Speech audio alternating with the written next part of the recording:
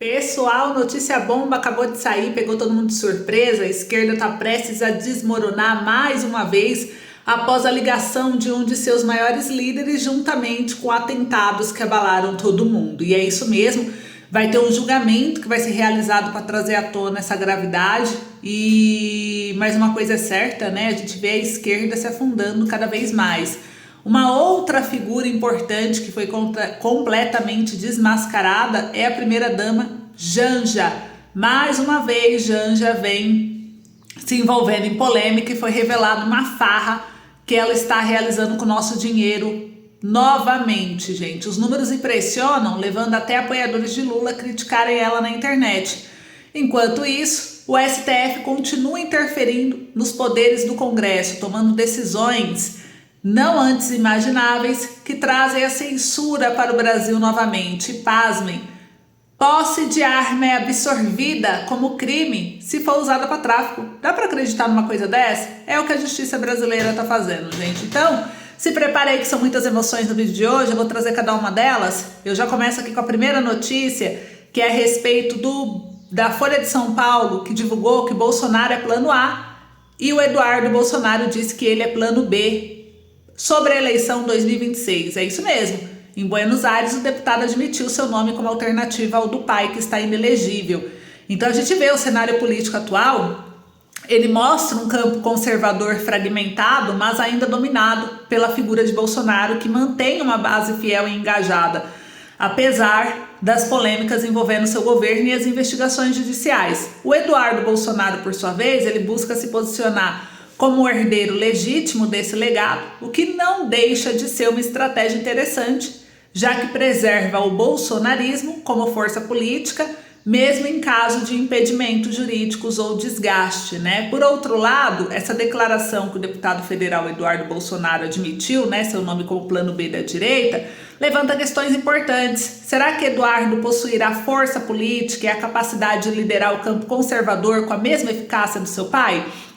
Até o momento, sua atuação é vista mais como um apoio ao protagonismo do Jair Bolsonaro do que como uma liderança autônoma. A depender de como o cenário político evoluirá até 2026, a dependência da imagem do ex-presidente Jair Bolsonaro pode se tornar um fardo, especialmente se essas investigações darem ruim para ele, pois viram que estão caçando pelo em ovo e não existe nenhum poder maior que o STF, ele já tem praticamente a sentença dada e o Bolsonaro já está sentindo isso. Então aqui na Folha de São Paulo, eles trouxeram, né, que o Eduardo admitiu o seu nome como plano B da direita nas eleições presidenciais de 2026, mas disse que o plano A ainda é seu pai, Jair Bolsonaro, declarado inelegível pelo TSE. Então eles já estão montando aí uns planos, né? Tanto o ex-presidente quanto seus filhos e o PL, partido que abriga toda a família, insistem na possibilidade de reverter a inelegibilidade do Bolsonaro como uma estratégia principal para a eleição ao Palácio do Planalto. Então o nome da ex-primeira-dama Michele Bolsonaro ou de um dos seus filhos, né, como Flávio, Eduardo ou Carlos, são cogitados como alternativas por aliados. Agora, eu quero trazer uma outra notícia para vocês aqui, gente, que, olha, pasmem, mas olha só a matéria que saiu no jornal Poder 360. Posse de arma é absorvida como crime se usado para tráfico. Sabe quem disse isso? O STJ. Os ministros entendem que nesses casos deve haver a punição pelo crime mais abrangente, com aumento de pena pelo uso de arma de fogo. Então o STJ, que é o Superior Tribunal de Justiça, decidiu que o uso de arma de fogo para traficar drogas faz com que uma punição pelo porte ou posse ilegal de arma, na hipótese de apreensão, seja absorvido pelo outro crime. Ou seja, o porte ou posse ilegal deixa de ser um crime autônomo e o acusado responde somente por tráfico. A decisão é da terceira seção do tribunal, que julga casos relativos à matéria penal. Os ministros entenderam que para esses casos deve incidir o aumento da pena que consta no artigo 40 da Lei de Drogas, cujo inciso 4 determina que as penas por crimes como tráfico de drogas podem ser aumentadas se praticadas com o uso de armas. Então os ministros levaram em conta a aplicação do princípio da consunção, que é quando um crime é utilizado como instrumento essencial para viabilizar ou facilitar a execução de outro mais abrangente. Então, nesses casos, o crime mais brando acaba absorvido, gente. Segundo eles, o objetivo é evitar que haja uma dupla punição para ilícitos que na prática são relacionados. E a decisão não é nova e reitera uma jurisprudência de 2012. Então, gente, essa recente decisão aqui do STJ de absorver o crime de posse ou porte ilegal de armas de fogo quando relacionado ao tráfico de drogas é um exemplo preocupante de como o sistema judiciário brasileiro parece estar facilitando, né, direto ou indiretamente, para inflações. Essa interpretação, ao invés de reforçar o combate ao crime organizado, envia uma mensagem de leniência que favorece talvez até uma certa impunidade.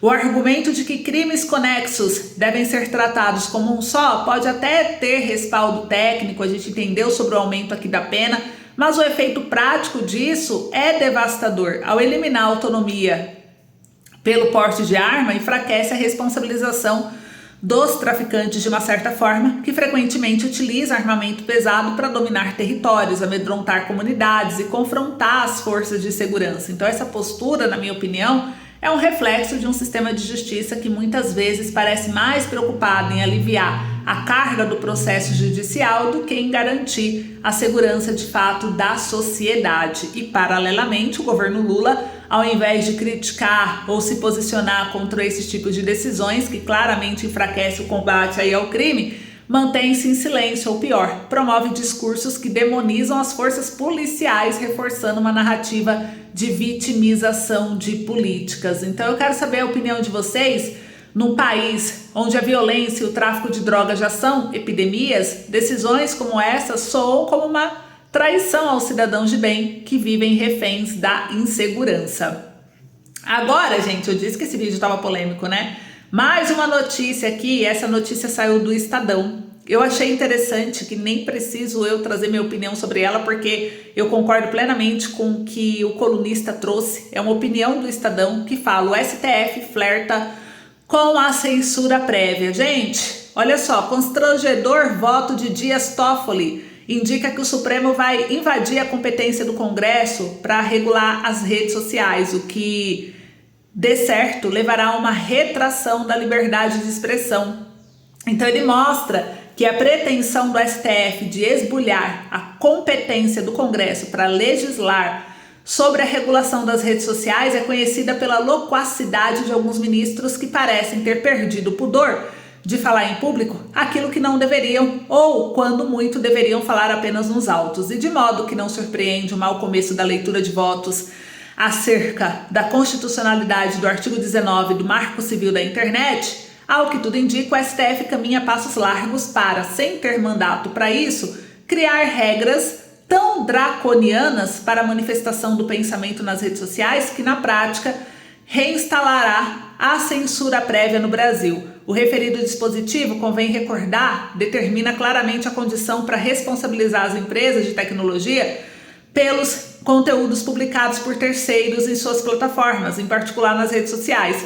E hoje elas só podem ser responsabilizadas após uma decisão judicial, caso deixem de tomar providências que lhe foram determinadas. E a única exceção a essa regra está escrito no artigo 21 do mesmo Marco Civil da Internet, que diz, resumidamente, que as empresas serão responsáveis por conteúdos produzidos por terceiros que violem a intimidade sexual de outra quando não retirar esse conteúdo do ar após a notificação da vítima.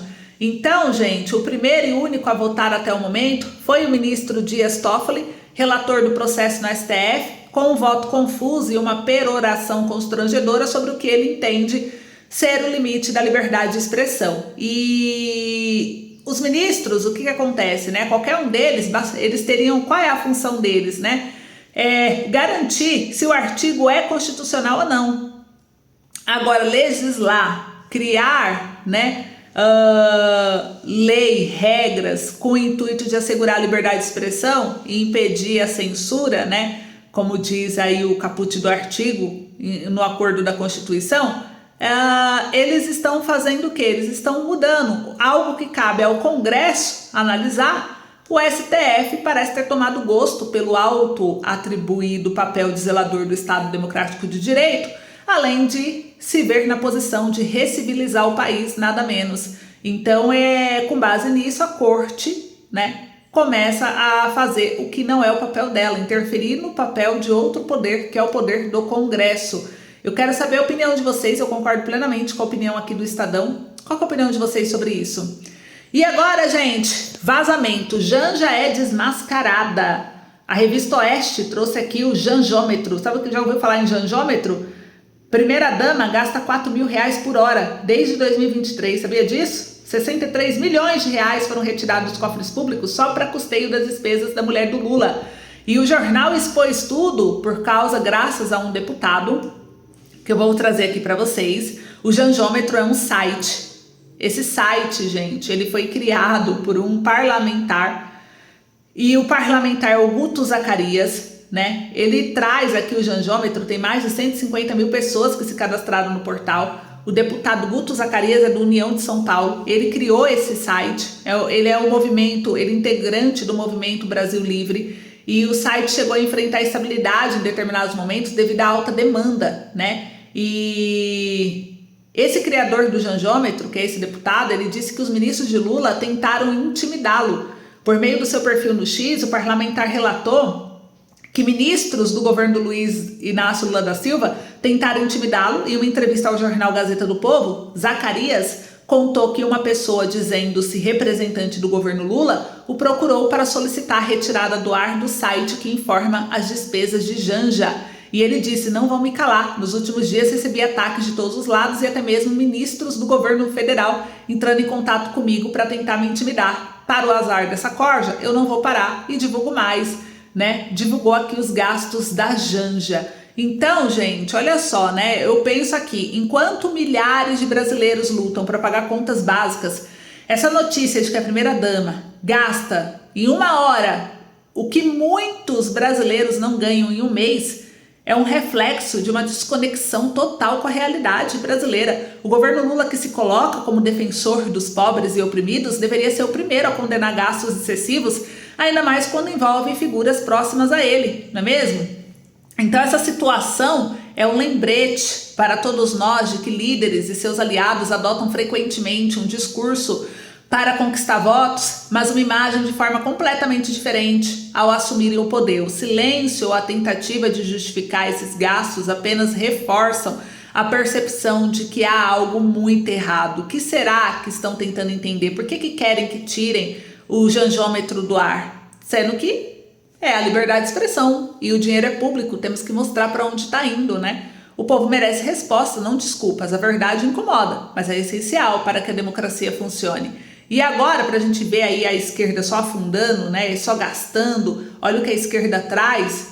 Justiça julgará a Cristina, que é a ex-presidente da Argentina, por encobrir atentado extremista em 94. O jornal Poder 360 divulgou aqui a matéria, dizendo que a ex-presidente teria feito um acordo com o Irã para livrar organizadores de um ataque na Argentina que matou 85 pessoas. E a Corte Suprema de Justiça da Argentina decidiu por unanimidade, nessa quinta-feira, dia 5 de dezembro, que a ex-presidente Cristina, que governou entre 2007 e 2015, será julgada por suposto encobrimento de 5 extremistas ligados aí, acusados, né, de serem os planejadores de um ataque a um prédio sede de uma organização judia em Buenos Aires em 94. Na oportunidade, 85 pessoas foram mortas e, segundo a acusação, Cristina teria feito um acordo com o governo do Irã para livrar de punição os planejadores do ataque. A denúncia foi apresentada pela primeira vez em 2015, o caso foi retomado depois da corte rejeitar um recurso da defesa da ex-presidente para que o caso fosse anulado, e a data do julgamento ainda não foi estabelecida. Então, olha só, né? A esquerda, olha o que está acontecendo, está sendo julgado, escondendo fatos, ocultando, né?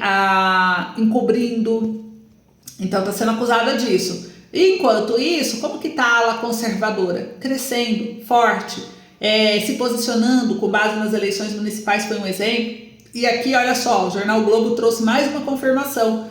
Milei no melhor dos mundos. O Jornal Globo trouxe uma matéria aqui mostrando os índices da macroeconomia e oposição sem rumo que favorecem o Milei. Ou seja, o Milei ele venceu as eleições, né? E aqui diz na matéria o seguinte: quando o presidente argentino Javier Milei venceu as eleições de 2023, não foram poucos analistas e dirigentes políticos que arriscaram uma previsão hoje totalmente superada.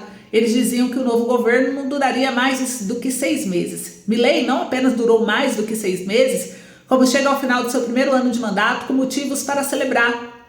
Os números da macroeconomia são positivos, o mercado está animado, também os organismos internacionais. A vitória do Donald Trump às eleições americanas agregou ainda mais euforia aos libertários argentinos que, sem uma alternativa de oposição forte que os desafie, navegam em águas relativamente tranquilas, o que na Argentina, acostumada a crises cíclicas e finais de ano conturbados, não é pouca coisa, né? E aqui diz que nos bastidores, gente, a estratégia de Milei basicamente é dizer a qualquer dirigente que cogite tentar iniciativas contrárias a seus desejos que a resposta da Casa Rosada será radical.